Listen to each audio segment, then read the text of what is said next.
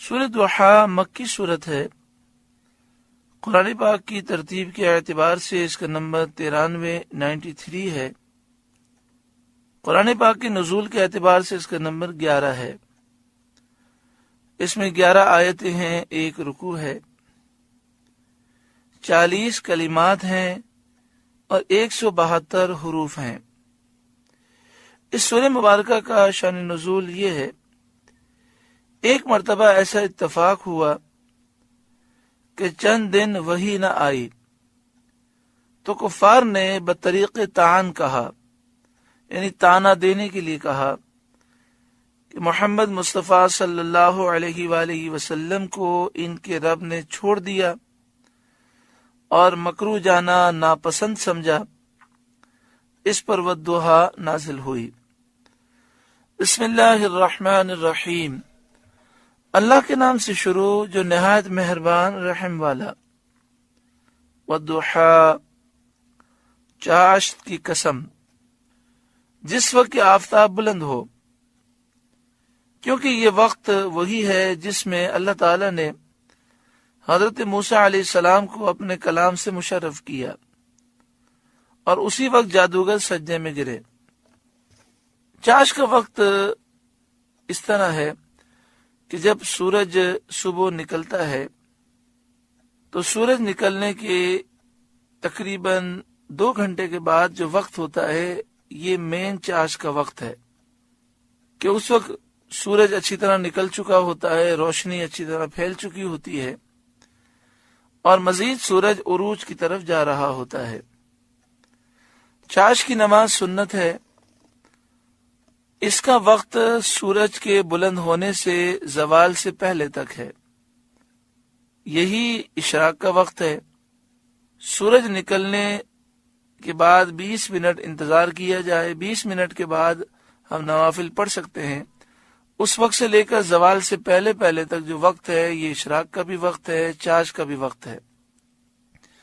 لیکن سنت مبارکہ یہ ہے کہ فجر کی نماز پڑھ کر اپنی جگہ بیٹھے رہیں، اللہ کا ذکر کرتے رہیں، اور جب سورج نکل جائے، 20 منٹ گزر جائیں، تو پھر 2 رکعت نفل اشراق کی ادا کر لیں۔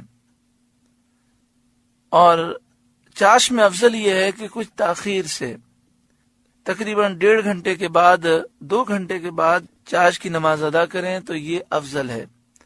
جیسے مثلاً فی زمانہ صبح 9 بجے، 9:30 بجے اگر نماز چاش ادا کریں تو یہ افضل ہے۔ امام اعظم ابو حنیفہ رضی اللہ تعالیٰ عنہ کے نزدیک چاش کی نماز 2 رکعتیں ہیں یا 4، 1 سلام کے ساتھ۔ چاش کی کم از کم 2 رکعتیں ہیں، زیادہ سے زیادہ 12 رکعتیں ہیں۔ جو 4 رکعت چاشت روزانہ 1 سلام کے ساتھ پڑھے، اللہ تعالیٰ اسے غیب سے روزی عطا فرمائے گا۔ بعض مفسرین نے فرمایا کہ یہاں والضحیٰ سے مراد دن ہے۔ والضحیٰ کے معنی ہے دن کی قسم۔ امام جعفر صادق رضی اللہ تعالیٰ عنہ نے فرمایا کہ چاشت سے مراد وہ چاشت ہے جس میں اللہ تعالیٰ نے حضرت موسیٰ علیہ السلام سے کلام فرمایا۔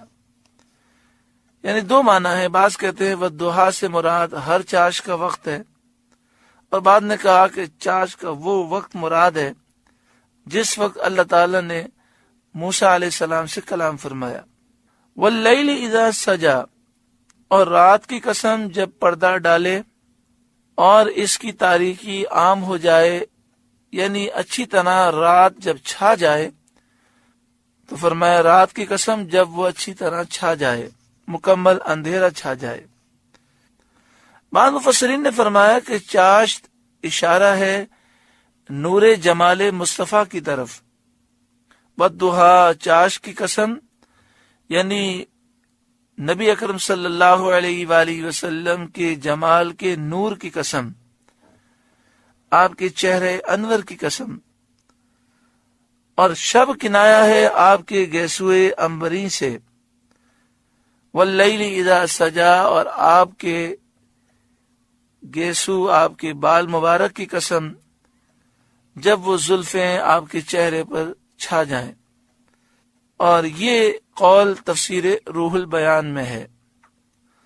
آگے ارشاد فرمایا ما ودعک ربک وما قلا، کہ آپ کو آپ کے رب نے نہ چھوڑا اور نہ مکرو جانا۔ مکرو کے معنی ہوتا ہے ناپسندیدہ، تو آپ کا رب آپ کو پسند کرتا ہے، آپ کے رب نے آپ کو مکرو نہ جانا نہ ہی آپ کو چھوڑا۔ یہ کافروں کے اعتراض کا جواب ہے۔